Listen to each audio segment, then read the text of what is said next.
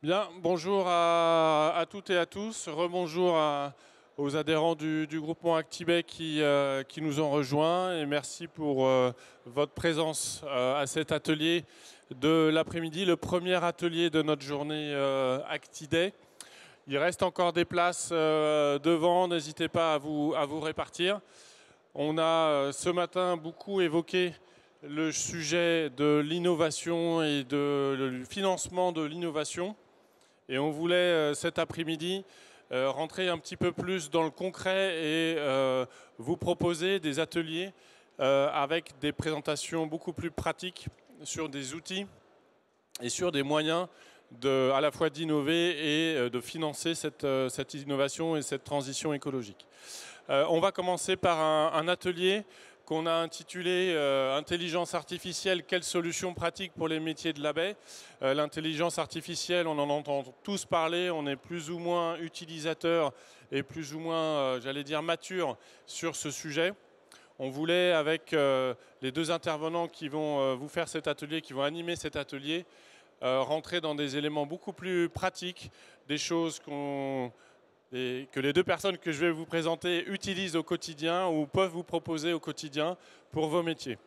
Donc j'ai le plaisir d'accueillir Daniel Falivong qui est ici, qui est le fondateur, je crois, du bureau d'études BI+, qui est un bureau d'études bâtiment.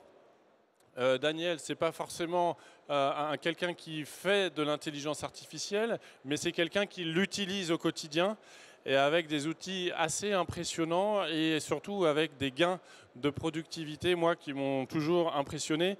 Et il nous a semblé vraiment intéressant de partager son expérience pour que vous en puissiez tirer profit. Le deuxième intervenant, Grégoire Covin, qui a créé aussi la société Mesureo, qui est là pour vous présenter la solution qu'il a créée, spécifique au métier de la baie et qui pourront, je pense, vous intéresser. Voilà, en guise d'introduction, j'ai terminé. Je vous propose maintenant de passer la parole à Grégoire qui va commencer cette présentation. Merci beaucoup. Merci beaucoup. Bien, bonjour à tous. Effectivement, j'ai l'honneur de commencer cet atelier.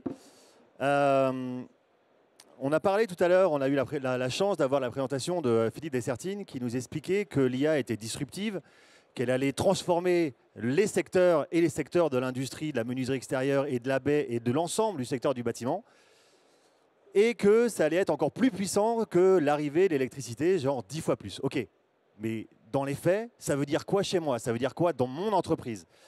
Les dernières analyses montrent qu'une personne qui utilise l'IA, un salarié qui utilise l'IA, gagne 5 heures par semaine par rapport à une personne qui ne l'utilise pas. Les dernières analyses montrent qu'un gain de l'entreprise en productivité est de 30% versus celle qui n'utilise pas l'intelligence artificielle. Les gains en rentabilité, en résultat net, en EBITDA, seraient de 20 à 30% supérieurs aux entreprises qui ne l'utilisent pas. Alors ok, très bien, là on parle encore de chiffres. Dans notre métier, dans notre secteur, ça veut dire quoi? Alors chez nous, chez Mesureo, en fait, on est expert dans le développement d'agents intelligents dans le secteur de l'industrie manufacturière, globalement, c'est-à-dire tous les produits qui sont fabriqués sur mesure, en grande partie. Et on s'est focalisé sur une verticale métier qui est la verticale menuiserie extérieure, baie et protection solaire. Pourquoi ce métier? Parce qu'il est très spécifique. Alors comment ça peut se mettre en place dans ce secteur-là, ce marché qui est tellement spécifique? Et pourquoi il est spécifique? Il est spécifique d'une part parce que 75% au moins des produits sont fabriqués sur mesure. Chacun a sa propre langage, sa propre mode de fonctionnement. C'est un marché qui est excessivement atomisé avec une multitude d'acteurs. C'est un métier réglementé, on l'a vu, avec des normes, des spécificités techniques. Et l'accès à l'information est terriblement complexe. Est-ce que l'IA peut vraiment répondre à cette problématique-là? Clairement, l'intelligence artificielle est faite pour simplifier ce secteur d'activité, cette industrie. Si on reprend la définition de l'IA, c'est simplement permettre d'automatiser les processus complexes. On est pile poil dans ce secteur d'activité-là, répétitif, de manière à réduire les coûts et mieux allouer les ressources. Le point d'orgue de l'intelligence artificielle, c'est simplifier, automatiser les valeurs à faible valeur, les missions à faible valeur ajoutée pour se concentrer sur ce qui rapporte de la valeur ajoutée. c'est un outil qui permet d'accélérer la productivité et d'accélérer la rentabilité. Alors, les analyses montrent également qu'à l'horizon 2030, on discutera avec des agents. Imaginez aujourd'hui tous les logiciels que vous avez dans vos entreprises, avec lesquels il faut s'adapter, des logiciels de production, des logiciels de planning, des logiciels d'agenda. D'ici à 2030, en fait, les agents deviendront, sans aucun doute, vos premiers interlocuteurs. Et c'est déjà le cas dans votre vie privée. C'est déjà le cas dans les outils que vous utilisez. Dernièrement, vous avez vu l'application WhatsApp qui a intégré une intelligence artificielle. Et il suffit juste de demander à WhatsApp, je viens à Lyon pour le salon Bipositive, qu'est-ce que tu me conseilles de faire? Où est-ce que tu me conseilles de réserver comme restaurant? J'ai juste besoin de discuter avec WhatsApp. L'application IA de WhatsApp, qui est Meta, va aller interroger un ensemble de moteurs de recherche pour me trouver les bonnes solutions. On est déjà dans notre quotidien sur des agents qui viennent simplifier notre façon de fonctionner. Et d'autant plus que la force de l'IA générative, c'est celle qui va comprendre notre langage naturel, celle avec laquelle on va pouvoir discuter, échanger. Vous allez sans aucun doute, pour la grande majorité, utiliser ChatGPT. Aujourd'hui, on parle à ChatGPT, on écrit ChatGPT. On n'est pas en train de cliquer sur des boutons à droite, à gauche. Et la force également de l'IA générative, c'est qu'aujourd'hui, elle parle déjà plus de 50 langues. Et dans aucun film de science-fiction, je n'ai vu un humain écrire à un robot.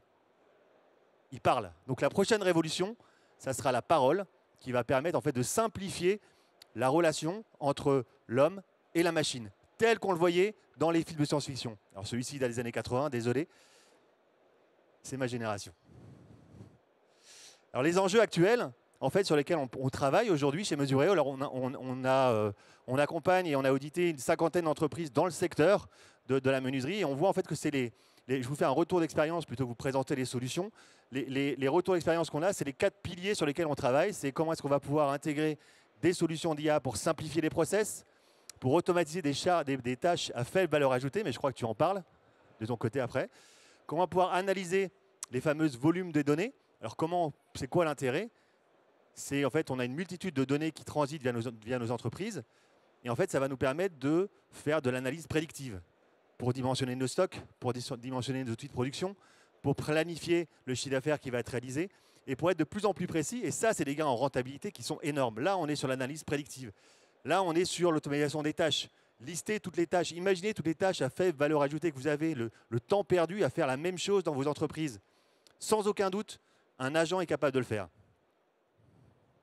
Et le dernier point, c'est préserver et transmettre les savoirs. Ce qui est assez intéressant, c'est que, et c'est le cas d'usage le plus fréquent aujourd'hui que l'on déploie chez un bon nombre d'industriels, c'est des agents qui sont capables d'ingérer toutes les documentations de l'entreprise.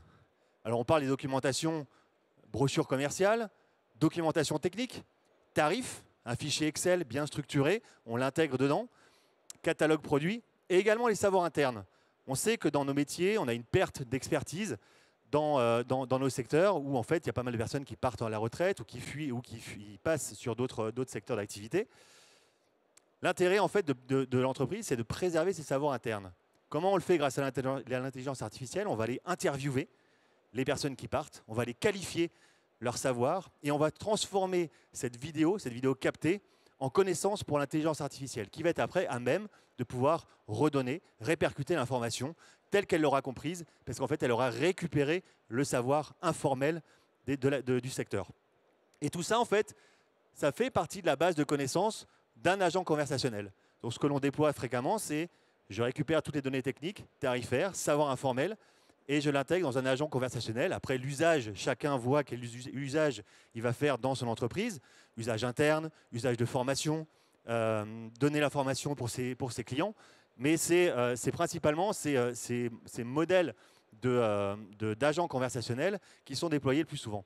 Et ça va jusqu'à vérifier la faisabilité d'un produit, ça va pour vérifier la hauteur, la largeur de faisabilité d'un store, d'un portail, d'une fenêtre. Ça va jusqu'au chiffrage également, c'est-à-dire que comme on a une base de connaissances qui est très précise, en fait on va pouvoir aller interroger notre agent conversationnel pour lui dire est-ce que tu peux me donner le prix d'un store de telle dimension, telle couleur, avec telle finalité. Et directement, en fait, l'agent conversationnel va répondre à la préoccupation commerciale.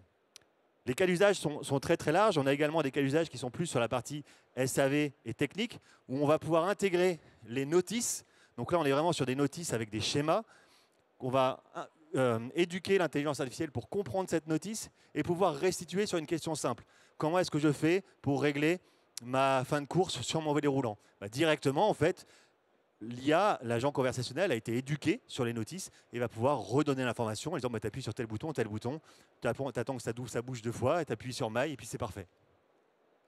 Donc ça, c'est les cas d'usage qui sont déjà en place aujourd'hui sur le marché. Donc je vous passe, parce que j'ai une question de temps à respecter, je vous passe les différents cas d'usage qui sont possibles, mais vous les imaginez largement, aussi bien sur la partie technique qu'au bureau d'études. Imaginez un bureau d'études qui a besoin de connaître toutes les normes métiers. Ces normes métiers, en fait, on les fait apprendre par l'intelligence artificielle qui va pouvoir répondre, calculer à sa place ces limites dimensionnelles, ces inerties, tous ces ensembles, avec une rapidité exemplaire. On a parlé des fichiers FDES, on ne l'a pas testé, mais sans aucun doute, une IA est capable de générer des fiches FDES en fonction des éléments qu'on lui donne, de façon beaucoup plus rapide qu'un travail humain. Donc quand on parlait en fait de ce matin qu'il va y avoir des métiers, des transformations, des mutations qui vont se faire, ce qui avait de la valeur hier en aura moins demain. Ça, c'est indéniable. Ce qui prenait du temps hier sera fait par les agents demain. Ça, c'est automatique. Et on a souvent tendance à dire, ce n'est pas l'IA qui va prendre votre boulot, c'est celui qui utilise l'IA qui va prendre votre boulot. C'est totalement différent dans la réflexion. L'autre point qu'on rencontre également, c'est les agents callbot. Donc les agents callbot, c'est des agents qui vont pouvoir répondre au téléphone, aussi bien en appel entrant qu'en appel sortant. Alors on a l'habitude en ce moment de recevoir des appels de robots. On n'est pas sur des robots d'IA, on est sur des robots avec des scripts de questions. C'est totalement différent. Avec un chatbot, on est sur un robot avec lequel on va pouvoir discuter, échanger. Il va être capable de percevoir s'il y a une friction dans le ton de la voix pour dire je sens que mon interlocuteur il est énervé, et l'IA va directement dire est-ce que vous préférez parler à un humain avant que la personne raccroche? Donc ça, c'est sur les appels entrants et sur les appels sortants. Et sur les appels entrants, en fait, ça permet de proposer un service client 24 heures sur 24, 7 jours sur 7. D'autant plus si on mutualise la technologie des agents IA, callbot, avec les données techniques, les données commerciales. Ce qui fait qu'une personne qui va appeler pour dire j'ai un problème dans mon volet roulant qui ne fonctionne pas, le chatbot va s'appuyer sur la base de connaissances qu'il a apprise, la fameuse base de connaissances sur si ton volet il ne passe pas, il faut appuyer sur telle touche, telle touche, telle touche. Et le chatbot va aller discuter avec son interlocuteur pour lui proposer une résolution du problème. Et ça, on peut l'utiliser soit en pic de charge quand on a des pleins d'appels qui rentrent, soit on peut l'utiliser également le samedi soir, le vendredi soir, le samedi toute la journée, et surtout entre 18h et 8h du soir. Donc ça, c'est des cas d'usage qu'on rencontre aujourd'hui et qu'on déploie dans l'industrie de la menuiserie, de la baie, de la protection solaire et de l'ensemble de l'industrie manufacturière. Donc les méthodes d'implantation, les 2 questions qu'on doit se poser avant de commencer à réfléchir sur une décision d'implanter une solution d'IA, c'est quel problème on veut résoudre? C'est quoi le truc qui m'empêche de gérer ma croissance? C'est quoi le truc qui me coûte de l'argent? C'est quoi le truc qui m'empêche de me réveiller avec la banane tous les matins? Ça, c'est la première question qu'on se pose. Et souvent, c'est déjà une piste super intéressante. Et après, c'est quel process on veut simplifier? Qu'est-ce qui est lourd? Qu'est-ce qui me coûte de l'argent? Qu'est-ce qui nécessite en fait de la valeur, qui nécessite pas de valeur ajoutée, mais qui vient en fait alourdir ma charge? Ça, c'est la deuxième question qu'on se pose. Et après, c'est toute une méthodologie en fait de qualification. On vient définir le projet. On a parlé beaucoup des data. Ça veut dire qu'en fait, on vient analyser également les data parce que c'est aussi bien en fait une transformation de l'entreprise, mais c'est beaucoup en fait de technologie liée à l'intelligence artificielle. Là, je parle beaucoup de fonctionnalités commerciales, techniques, de gestion de l'entreprise, mais derrière, il y a beaucoup de données et de développement. Et en fait, on vient aller regarder l'architecture des données. On regarde si elles sont gérables.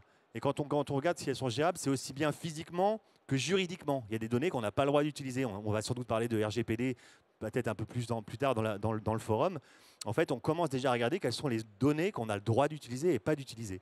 Ensuite, on définit un cas d'usage, on déploie les IA, et en fonction du cas d'usage, on va choisir les IA en fonction de la criticité des données. Est-ce qu'on veut garder les données pour nous? Est-ce qu'on est OK pour les ouvrir? Est-ce qu'on veut avoir un agent qui est hébergé chez nous? Ou est-ce qu'on est OK pour avoir un agent qui est externe? Tout ça, en fait, c'est des choses qu'on ne va pas décider en amont. C'est des choses en fait, qui vont être décidées lorsqu'on a étudié l'architecture, défini les cas d'usage et fait les premiers POC. Donc là, on voit qu'on est vraiment au début d'une énorme transformation dans le métier. C'est un métier qui est complexe. C'est un métier qui va être beaucoup plus simple. Merci.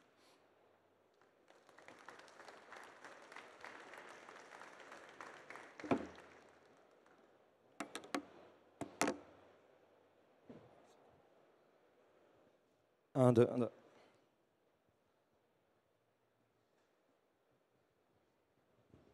Bonjour mesdames, bonjour messieurs. Messieurs qui sont debout, désolé pour vous. Mais j'espère que votre ténacité à rester debout et regarder cette intervention en vaudra le coup. Alors je vais vous présenter le pouvoir de l'IA au service de la menuiserie et de la protection solaire pour la plupart des participants qui sont là. Alors nous, on va vous faire un programme de présentation, on va vous présenter notre entreprise, BE+. On va vous présenter nos outils qu'on utilise au quotidien, ceux qui nous facilitent la vie, ceux qui me font gagner du temps, ceux qui me permettent de voyager, ceux qui me permettent d'être là devant vous aujourd'hui. Ensuite, on va passer aux 4 niveaux d'intégration de l'intelligence artificielle dans votre entreprise. Quand vous sortez de cet atelier, il est important que vous repartez et sachiez exactement comment, quel outil IA vous pouvez mettre en place dans votre entreprise, quels bénéfices elle peut vous en rapporter. Et on va voir tout ça ensemble. Et suite à cet atelier, on vous permettra de prendre le micro et d'échanger avec nous pour répondre à vos interrogations que vous avez sur l'intelligence artificielle. Je me présente, je m'appelle Daniel Falivon, je suis président de BE+. J'ai créé ça en 2018 et c'est un bureau d'études digitalisé.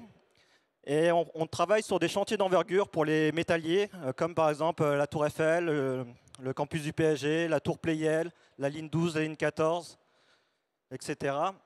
Et nous, on réalise des études d'exécution pour les métalliers, pour les menuisiers. On réalise des notes de calcul. Et on siège également à l'AFNOR en tant qu'expert au niveau des normes de garde-corps et de menuiserie feu. Je vais vous présenter tout de suite l'outil IA SteelSpirit chez nous. SteelSpirit, chez nous, c'est un assistant qui nous permet chez BE+, de trouver l'information très rapidement. Car on a besoin, en tant que bureau d'études, de trouver des informations vraiment rapidement, parce que sinon, on cherche partout à chaque fois. Et donc, nous, déjà, on a mis en place les process. Pour retrouver nos process, il suffit de lui demander nos process. Et là, on retrouve l'ensemble des process de BE+. Donc, ils sont catalogués, ils sont nommés, comment on l'utilise. Et ça permet, par exemple, à faciliter l'onboarding. Quand il y a des nouveaux salariés qui viennent, et ben, on leur présente, ils ont directement accès à cet assistant qui leur permet de retrouver l'ensemble des informations de BE+, directement. Et s'ils n'ont pas compris, ils cliquent et ils ont une vidéo qui ouvre et qui montre comment notre process fonctionne. Et ils l'ont toujours à portée de main parce que c'est notre assistant, il est là en permanence. Notre assistant, il nous permet aussi de trouver les fichiers. Par exemple, tout le temps, les RIB, l'adresse de la société, l'adresse de fournisseur, beaucoup de documents. Et bien sûr, ils sont verrouillés. Si un utilisateur n'a pas le droit, il n'aura pas le RIB, bien entendu. On a notre assistant, il nous permet aussi de retrouver l'ensemble des fiches produits de vous, fabricants, fournisseurs. Ça nous permet, nous, en tant que bureau d'études, de retrouver les éléments rapidement. Donc, c'est des fiches produits comme des vis de fixation, des chevilles, des vitrages, des doubles vitrages, des vitrages feu, des stores, des protections solaires, des gammes de produits. Par exemple, ici, en ayant la vis HUS 6 de chez Elti, ça nous permet, nous, en tant que dessinateurs, de bien conserver l'ETA, les 35 mm du bord à dessiner. On retrouve directement les informations tout de suite ici. Notre prochain outil, c'est toujours le même outil, c'est l'assistant IA qui s'appelle SteelSpirit. Cette fois-ci, il nous permet de retrouver les médias. Pour notre bureau d'études, c'est très important de savoir comment sont faites les choses, comment sont fabriqués les éléments. Et en fait, en cliquant, en lui demandant, donne-moi c'est quoi une tôle perforée, comment ça se fabrique, un taraudage, comment ça se fait un store solaire, comment ça se pose, comment on pose les blocs. Et ben, grâce à ça, on peut voir, on peut retrouver rapidement des éléments de vidéo pour nous montrer, par exemple, la tenue d'un câble diamètre 12, ça tient 2 tonnes. On peut voir la fabrication de bacs à C, par exemple, qu'est-ce que c'est, comment ça se fabrique. Et pour nous, les dessinateurs, c'est très important parce que ça nous permet de bien dessiner et donc d'améliorer la qualité de nos plans. D'accord, donc là, on voit Par exemple, pour une CERA-2P, les gens ne comprennent pas, mes dessinateurs ne comprennent pas c'est quoi une CERA-2P. On leur montre, voilà, ça c'est un canon A2P. Canon A2P, quand on veut percer, ça ne fonctionne pas. Et c'est très important pour les dessinateurs sur le coup parce que ça nous permet de bien comprendre les choses. Ensuite, notre assistant, il nous permet aussi de retrouver l'ensemble des bibliothèques de profils, de produits. On catalogue les produits. Donc, par exemple, ici, on va vous présenter le catalogue d'un produit qui s'appelle le Skyframe, des châssis minimalistes en aluminium. Donc, grâce à ce catalogue, on retrouve les gammes de produits de Skyframe, on retrouve ses accessoires, les moustiquaires, etc. On a des photos de chaque produit de chez Skyframe. On retrouve bientôt également des vidéos. On a les fiches produits, on clique dessus, on a la fiche technique qui s'ouvre. Ça nous permet de dessiner rapidement et de ne pas chercher l'information partout dans notre serveur. Donc on a la même chose avec Forster. Donc le Forster, ça nous permet de dessiner, de retrouver les dimensions, les références des produits en quelques clics. En fait, c'est ça, Steel Spirit. Ça nous permet en une fraction de seconde de retrouver de l'information. Ensuite, on lui tape l'article qu'on veut et puis il nous sort le DWG, par exemple. Donc notre assistant, nous, il nous permet de gagner beaucoup de temps. Celui-là, Steel Spirit, il nous permet juste, en une fraction de seconde, de retrouver l'ensemble de la mémoire de notre société. Un peu partout, on a plusieurs, là on vous montre quelques tâches, mais on en a d'autres, comme par exemple toutes les conceptions de BE+, comment on conçoit, les machines, les plieuses, les cintreuses, les perceuses, les réglages de four, etc. On a besoin de toutes ces informations pour pouvoir répondre à l'ensemble de nos clients, car on traite sur beaucoup d'ouvrages, et donc on a besoin autant de savoir comment on règle un four, le degré feu, le degré de soin, le degré de rugosité pour le thermolaquage, etc. Les machines qui existent pour pouvoir bien conseiller nos clients et faire du bon boulot, tout simplement. On va continuer. Donc nous, on a cet assistant-là qui est Steel Spirit. Il nous permet aussi, en fait, moi j'ai une problématique dans ma société, c'était que quand mes chargés d'affaires, on a des chantiers, ils envoient des mails concernant des chantiers et jamais moi je suis au courant. Je suis toujours obligé d'appeler la personne pour lui dire alors est-ce que tu as envoyé le mail, est-ce que tu as fait ça, est-ce que tu as fait ci, et ça tourne dans ma tête tout le temps jusqu'à que la tâche soit faite. Et bien maintenant, on a notre assistant qui va vérifier l'ensemble des mails qui concernent un chantier. Il récupère le mail et il l'envoie instantanément dans un canal et qui nous permet de recevoir l'ensemble d'informations. Et une fois qu'il est midi et le soir, il prend tous les messages qu'il a eus de la journée et il en fait un résumé. Comme ça, moi, quand je me réveille le matin, je prends mon petit café, et ben moi, je mets ma petite radio BE+, et puis voilà, et puis j'écoute. On va l'écouter ensemble, une petite partie. Le 3 juin 2024 à 8h04. Chantier Sisley. Objet plan de fabrication escalier. Vincent envoie un mail à Raymond Baudet pour lui demander de vérifier le plan de fabrication de l'escalier. Il mentionne également MGN et demande à ce que le sujet soit traité en priorité. Message suivant à 8h12, chantier Tour Pleyel. Objet plan de fabrication mur rideau feu et I120. Daniel envoie un mail au client pour lui demander s'il a des remarques sur le plan du mur rideau et s'il peut le diffuser sur la GID. Ensuite, on va vous présenter notre IA qui est un analyseur de CCTP. Donc c'est un produit chez nous, il nous permet en fait de... ma problématique, c'était que je recevais des CCTP, des demandes de prix. Et sauf que le problème, c'est qu'en général, quand on traite des chantiers d'envergure, il y a beaucoup d'articles dedans, beaucoup de pages, à peu près une centaine, 200 pages dans le CCTP.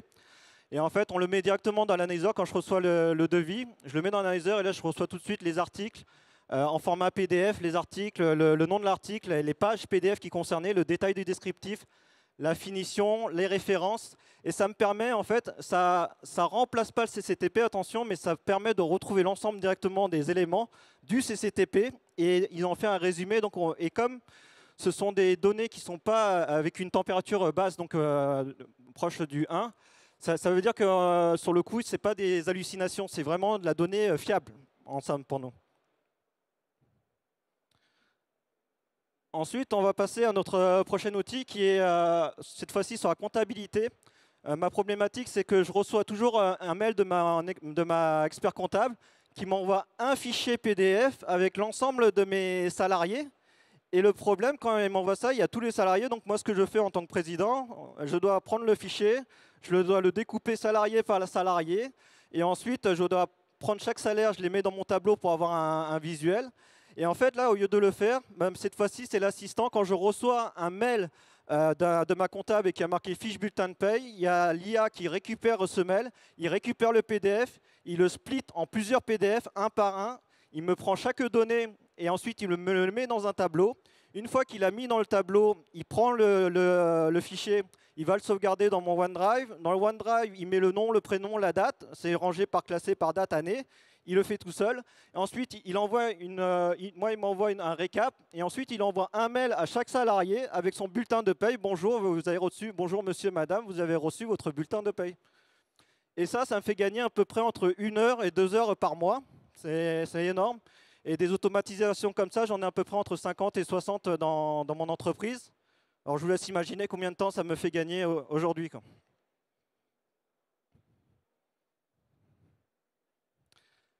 L'IA générative, ce que ça vous fait gagner selon BE+. Alors, les IA génératives, ça va vous faire gagner de l'aide à la recherche et au développement pour vos entreprises, vous les entrepreneurs, quand vous avez des idées, ou les chargés d'affaires, les chefs de projet, ça aide vraiment à réfléchir rapidement, à avoir des réponses rapides.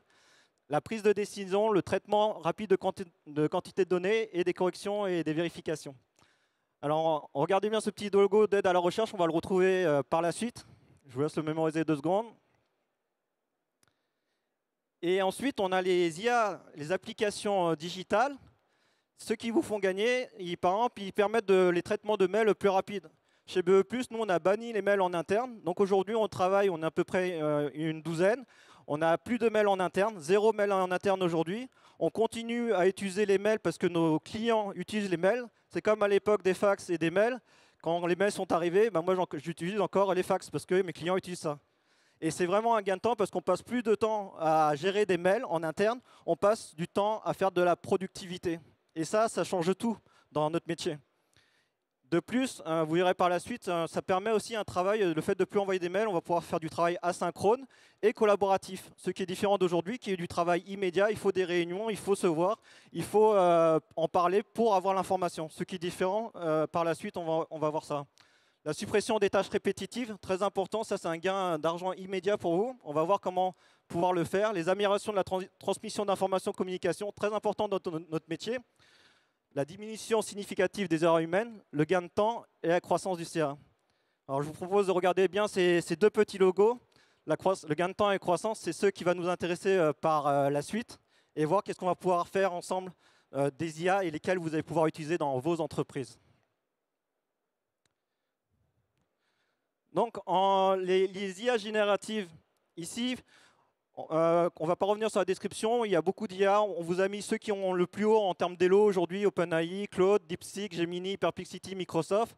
Il manque notre ami Mistral qui n'est pas représenté ici. Et encore, il existe beaucoup d'IA. Mais aujourd'hui, en termes d'élo, donc les plus performants, ils sont représentés ici.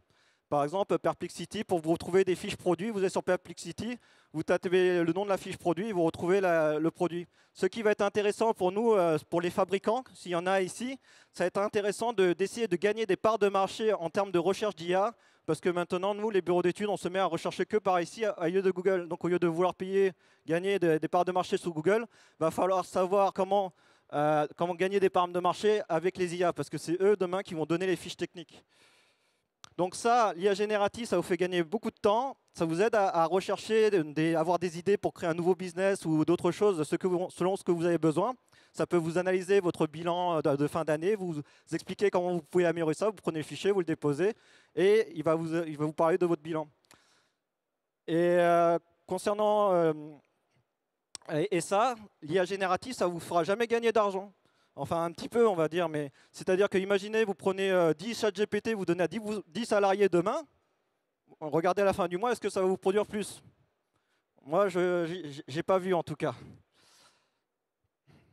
La deuxième façon d'intégrer de l'intelligence artificielle, ça sera le no-code. Alors le no-code, c'est bien parce que c'est pour les personnes comme nous. Moi, à la base, j'avais une petite base de HTML, mais je ne suis pas informaticien. J'aime beaucoup jouer aux jeux vidéo, mais je ne suis pas informaticien pour autant. Donc, le no-code, en termes de difficulté d'intégration, il est normal, il est à 2,5 sur 5. Ça veut dire que toutes les personnes qui sont ici en ce moment peuvent l'intégrer avec un petit peu d'apprentissage. Il y a un petit peu d'apprentissage de code, mais grâce aujourd'hui aux intelligences artificielles génératives, vous n'avez pas forcément besoin d'apprendre, vous avez juste besoin de savoir poser une question. Comment on fait ça?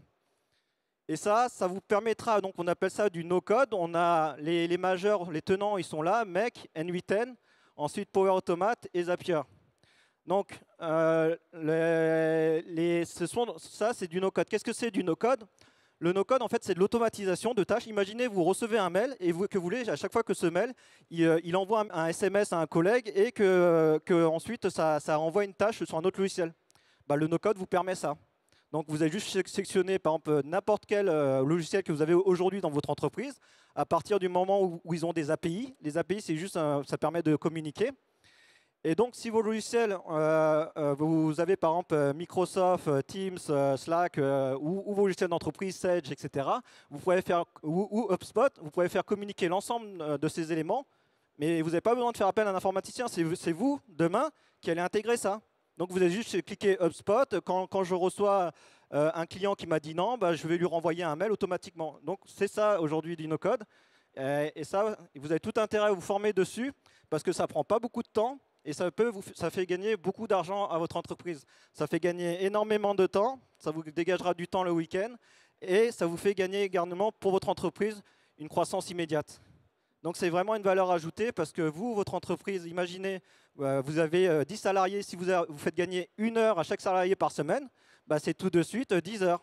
Et en fait, c'est multiplicatif. Donc plus vous avez de monde, plus vous avez intérêt à diminuer vos tâches répétitives dans vos sociétés et le faire vous-même.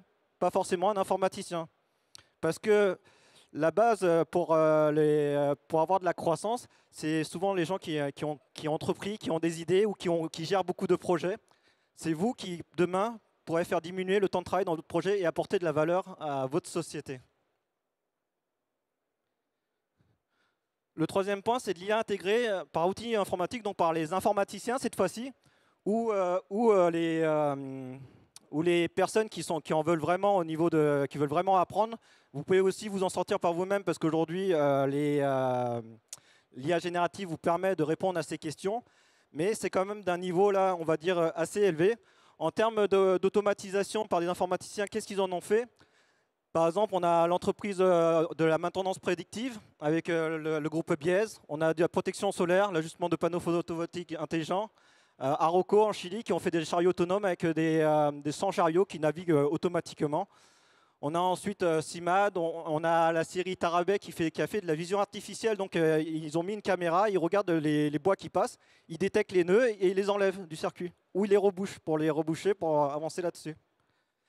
Et donc ça, c'est le Saint Graal de notre entreprise au niveau de l'intelligence artificielle. Donc c'est de la programmation. Là, on rentre vraiment dans de la programmation pure et dure. Et donc ça, par contre, ça fait gagner beaucoup de temps à votre entreprise et ça vous fait gagner énormément d'argent. C'est vraiment ça, la fusée. Demain, si vous voulez intégrer quelque chose, c'est vers ça qu'il faut tendre.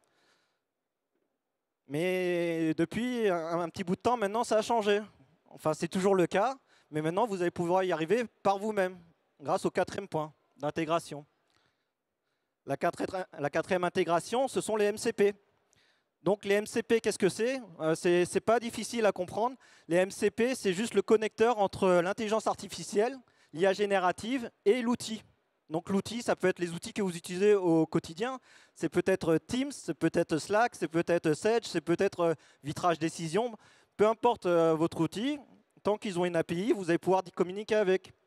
Alors comment ça marche le MCP? Et qu'est-ce que c'est? Le MCP, comme je vous ai dit, ça va connecter l'IA générative et vos outils. Donc au départ, vous entrez un message. Ça, c'est sur N8N. Vous pouvez le faire dès aujourd'hui. Vous allez sur N8N, vous créez votre premier agent. Vous allez voir, c'est très simple. Vous suivez en même pas 5 minutes, ça y est, vous avez votre premier agent dans votre entreprise. Vraiment très facile à intégrer. Vous entrez un message, par exemple, sur WhatsApp, Teams, Slack, Messenger. Peu importe quel outil vous communiquez. Et une fois que vous communiquez, et vous allez dire, par exemple, je voudrais que tu me mettes une réunion demain à 11 h. Donc, on a écrit le message, ou on le parle en vocal. Bonjour, rentre-moi ma réunion à 11 h avec la société Pierre-Paul Jacques. L'IA agent, lui, il va aller ici, il va se connecter au MPC de calendrier. Il va regarder à 11 h si vous avez une réunion. Et donc, si vous n'avez pas de réunion, il va vous la mettre. Mais si vous en avez une, il vous retourne un message. Vous avez une réunion à 11 h avec la société Pierre. Est-ce que vous voulez la décaler ou échanger à la place? Et bien là, vous lui répondez sur WhatsApp, donc il vous répond sur WhatsApp, et vous répondez sur WhatsApp, ben voilà, moi j'aimerais que tu le mettes maintenant. Ok, est-ce que tu veux que j'envoie un mail pour dire qu'on a déplacé la réunion? Tu veux? Oui. Et là, il y a le mail qui part chez votre client et qui dit la réunion est décalée, désolé, machin, j'ai pas pu, je peux pas être à cette réunion.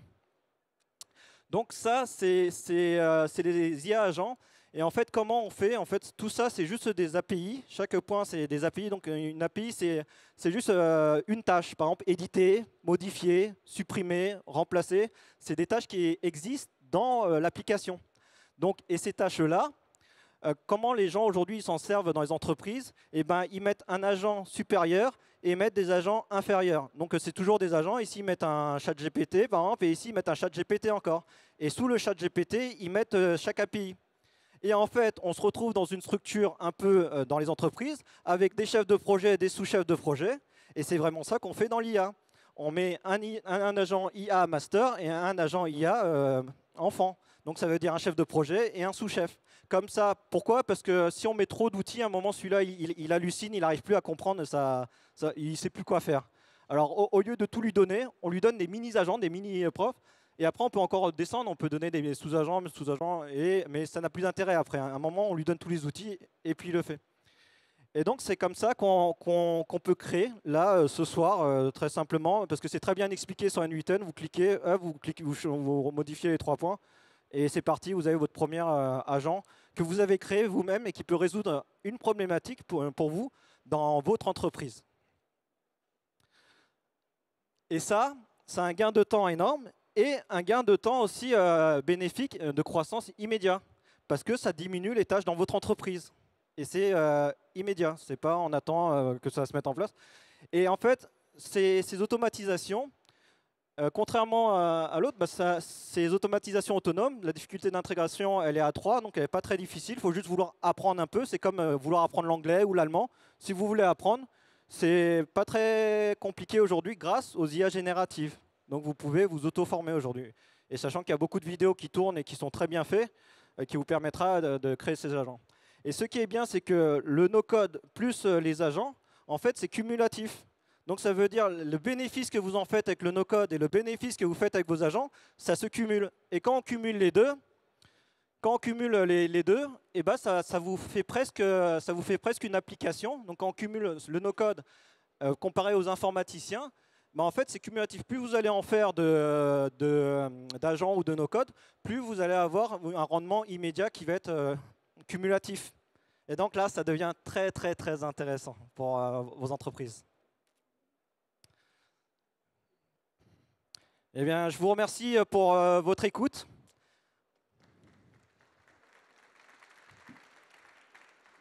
Ici, si vous voulez la présentation de BE+, vous pouvez la récupérer ici. Il y a un petit questionnaire pour savoir si la présentation vous a plu.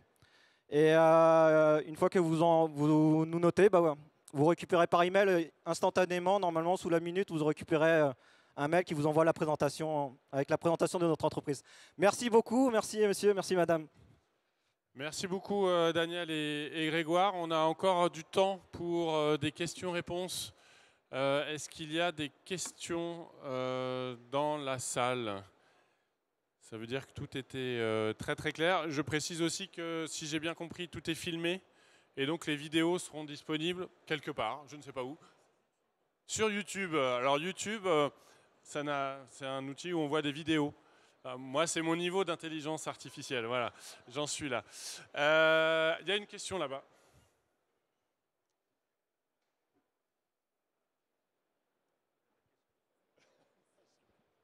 Bonjour, merci. Moi, j'ai une question concernant justement RGPD et protection des données, notamment quand vous parlez de fiches de paie, de nom de collaborateurs. Comment ça se passe quand vous mettez toutes ces informations dans des IA pour s'assurer justement de la protection des données des collaborateurs? Ouais, c'est une très bonne question qui revient souvent, la RGPD. Alors ça, concernant la protection des données, les IA, en fait, vous pouvez les traiter en local, peu importe l'IA que vous avez. Vous pouvez faire des entraînements locaux, comme ça vos fichiers de fiches de paye restent en local. Donc aujourd'hui, il y a des nouveaux serveurs qui sortent, comme chez Nvidia, par exemple, ils vont le sortir dans une semaine ou dans le mois, ils sont dessus. Ça s'appelle par exemple le DGX Stark et le DGX Station. C'est quoi? DSX, pardon. Qu'est-ce que c'est? C'est des gros calculateurs de data center, mais dans un format tout petit comme ça, et ça coûte 3 000 €.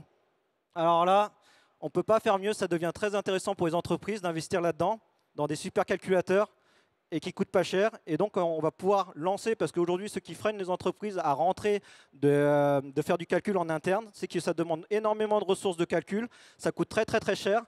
Ou si on ne veut pas beaucoup de ressources de calcul, on va prendre des petits IA moins gourmands, et le problème, c'est qu'ils ne sont pas très performants. Alors, il faut juste attendre un peu encore Nvidia qui sortent leur module Stark, et là, je pense qu'on va tous s'amuser très très bien. Voilà. Je vais apporter un complément de réponse sur la partie RGPD.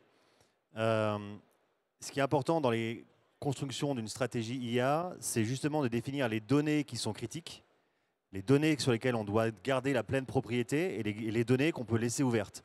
Toute la partie sur la partie justement des données personnelles, celle-ci, effectivement, c'est ce que dit Daniel, il faut qu'elle soit intégrée et structurée dans l'entreprise ou au moins sur un serveur dédié qui ne soit pas ouvert.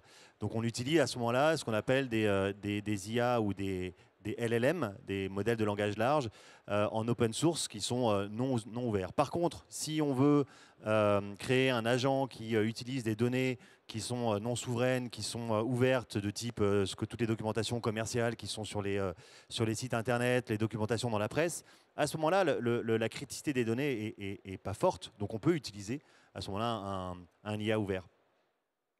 Ça répondait à votre question ? Est-ce qu'il y a d'autres questions dans la salle? Non, j'ai pas l'impression. Ah.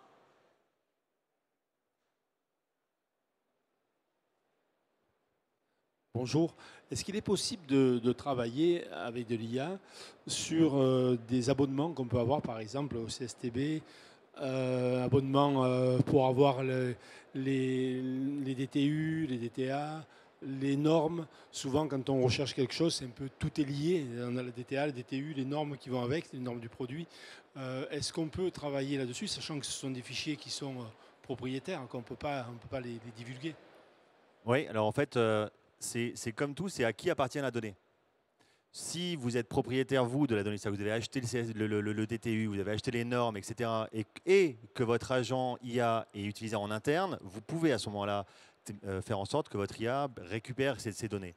Par contre, si vous voulez ouvrir ces données à l'extérieur, non, vous n'êtes pas propriétaire, vous êtes propriétaire pour votre propre usage, mais pas pour le divulguer. Et lorsqu'il y a un abonnement, parce qu'on a des abonnements par exemple au CSTB pour avoir tous les DTU ou tous les DTA, enfin toutes les normes, comment l'IA fait pour aller là-dedans? Est-ce qu'il y a des codes des codes à avoir avec le CSTB? Alors je pense que, je sais que le CSTB est en train de travailler sur ces sujets-là. Déjà, en fait, on peut uniquement télécharger les PDF pour qu'ils les récupèrent en tant que base de connaissances. Mais je ne pense pas qu'il y ait déjà d'API disponible entre les bases de connaissances ou un agent CSTB avec votre agent. Par contre, c'est certainement ce qui va évoluer dans les notions de multi-agents dont Daniel parlait. C'est-à-dire en fait que vous allez pouvoir souscrire un abonnement à un agent du CSTB qui, lui, va en fait donner ces informations à votre agent. Ça, c'est sans doute ce qui va arriver dans les prochaines mois, années, en fonction de l'évolution technologique. Oui, pour donner un peu plus de visibilité sur les données, il faut savoir qu'aujourd'hui, la donnée, elle est surtout sur Internet chez AWS à 80%. On n'a pas trop de grands poids lourds de la sauvegarde de données cloud aujourd'hui en France. On n'a que des petits secteurs. On a quand même OVH, mais ce n'est pas non plus un gros poids lourd. Vos données aujourd'hui, si vous utilisez Microsoft, c'est-à-dire que ce n'est pas de la donnée sensible. Si vous utilisez Microsoft, malgré qu'ils ont signé une charte comme quoi ils n'ouvrent pas votre donnée, ça veut dire que si vous utilisez Microsoft aujourd'hui, c'est quand même des données qui restent américaines. Quand vous utilisez Outlook, OneDrive, etc., ça demande à réfléchir. Et sachant qu'aujourd'hui, quand vous utilisez donc toute la suite Microsoft, et si vous utilisez aujourd'hui concernant la donnée, il y a les seules données qui sont sensibles que vous ne voulez pas, c'est un peu comme fait l'État. L'État, ils ont un intranet en externe, ils ne sont pas connectés à Internet. Donc c'est comme ça qu'ils font pour ne pas partager la donnée. Comment fait l'armée aujourd'hui pour donner des données critiques? Ils sauvegardent ça sur une clé USB, donc j'ai un ami à l'intérieur, il sauvegarde ça sur une clé USB, et il lui ramène en Italie la clé USB, il lui dépose, ça c'est une donnée sensible. C'est une donnée très sensible pour l'État. Parce que Microsoft, le jour où, par exemple, vous perdez votre fichier, vous l'appelez, vous me dites, tu peux me donner, j'ai mon dossier, il a disparu, il a été supprimé par un utilisateur, la carte d'identité d'un tel chez ma comptable, il va vous prendre la donnée, il va vous la donner comme ça. Voilà, monsieur, votre carte d'identité de la personne. Donc, aujourd'hui, vos données, si c'est chez Microsoft, elles sont accessibles. Le seul moyen d'enlever ces données, c'est de refaire comme à l'époque, d'avoir des serveurs NAS en interne chez nous. Mais sachant que les serveurs en interne, c'est le meilleur moyen de protéger la donnée aujourd'hui, sauf que la problématique de ces serveurs NAS, ça a un coût. C'est de mettre en plus toute une architecture, donc des informaticiens chez vous, ça a un coût, alors que Microsoft, ils ont des centaines et des dizaines de milliers d'ingénieurs qui protègent votre système au quotidien. Est-ce que c'est ça et quelles sont les données que vous voulez protéger? Si c'est des données que vous envoyez par mail, ça, ce n'est pas des données critiques. Si c'est des données critiques, dans ce cas, vous faites un tunnel entre deux personnes pour pouvoir envoyer la donnée. Donc, toutes les données que vous partagez par mail, par lien, etc., sur Microsoft Outlook, on peut considérer que ce n'est pas de la donnée que vous protégez aujourd'hui, les entreprises protègent. Mais la question sur la partie des données du CSTB DTU se pose également avec toutes les données qui sont sur la plateforme Actibé, qui sont disponibles, qui sont en fait à destination des membres adhérents. Actibé pourrait très bien définir de créer demain son agent conversationnel avec toutes ces données qui les mettent à disposition de l'ensemble de ses partenaires. Là, je prêche pour ma paroisse, mais c'est souvent comme ça que ça se met en place.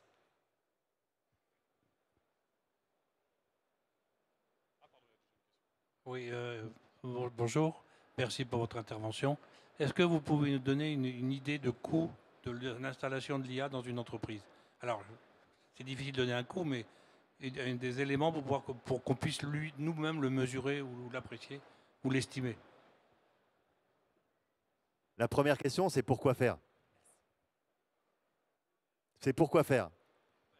Si c'est pour avoir en fait une base de connaissances ouverte, à ce moment-là, les frais sont très légers. On ouvre un compte OpenAI, on télécharge nos données et c'est l'abonnement. Par contre, là, vos données, elles sont ouvertes, elles sont disponibles à l'ensemble. Si c'est je veux avoir mon agent chez moi avec mes données personnelles et dans ces données, il y a beaucoup de travail de ce qu'on appelle d'annotation. C'est-à-dire en fait qu'on ne peut pas juste télécharger le PDF en disant à l'IA, ben, apprends comme ça. Mais au contraire, il y a un travail d'annotation, de compréhension. Tout à l'heure, on parlait de liste de prix. Liste de prix, il faut lui donner des codes pour qu'elle puisse comprendre la liste de prix, que la grille, elle se lit de telle façon, que les plages, elles vont de telle façon. Et en fait, on va être obligé de passer par une phase de compréhension des données et de niveau de criticité. En fait, plus vous avez des données qui sont complexes, plus ça va vous coûter cher. Je ne vais pas vous répondre à votre question. Mais plus vous avez d'utilisateurs, plus ça va vous coûter cher parce qu'en fait, vous êtes facturé à l'utilisation, ce qu'on appelle des tokens. Sauf si vous l'intégrez chez vous en interne. Et plus vous voulez un niveau de criticité et de sécurité important, plus ça va vous coûter cher.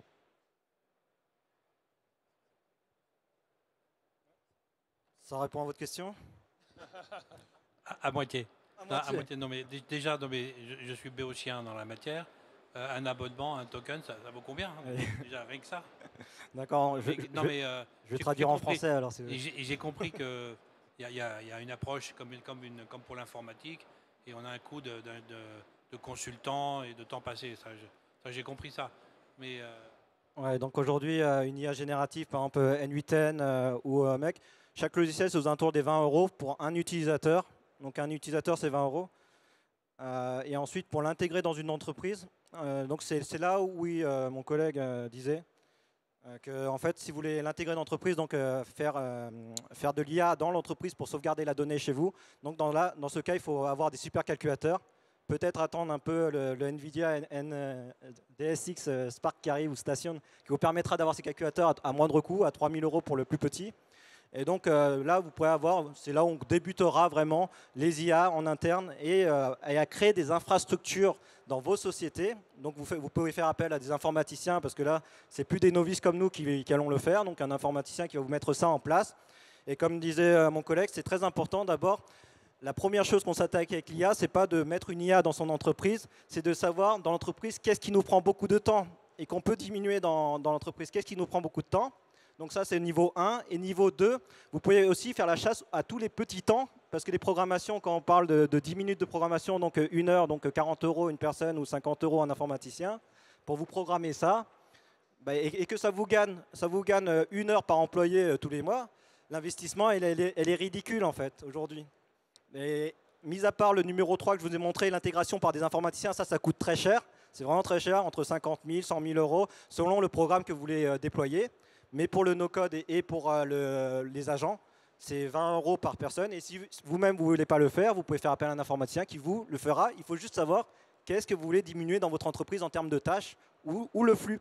Et donc, ça ramène une question dans l'entreprise, c'est de revoir l'organisation de son entreprise avec l'adéquation d'aujourd'hui. Parce que si vous ne faites pas ça, vous allez vous retrouver dépassé par les entreprises qui, elles, mettent en place des automatisations et qui allègent les tâches. Ça, je complète. On a déjà rencontré et audité et on accompagne à peu près une cinquantaine d'entreprises industrielles. Et dans les réactions, il y en a qui disent « je vais attendre, je ne suis pas sûr, je ferai ça quand ça sera prêt ». Ok. Il y en a d'autres qui disent je vais tester, au moins je vais prendre un petit cas, ce qu'on appelle un quick win, je vais regarder quel est le sujet qui est le plus intéressant et puis je vais dire celui-ci j'y vais parce que c'est compliqué pour moi d'accéder aux informations, c'est compliqué pour moi d'avoir accès aux bons documents, etc. Et d'autres qui disent comment je dois transformer mon entreprise pour bénéficier au mieux de l'intelligence artificielle. Donc en fait, moi je rencontre vraiment ces trois personas en fait, dans les entreprises que je rencontre. Et ce n'est pas une décision de DSI, c'est une direction générale d'implanter un agent IA. Ce n'est pas une décision de DSI, parce que ça transforme l'entreprise.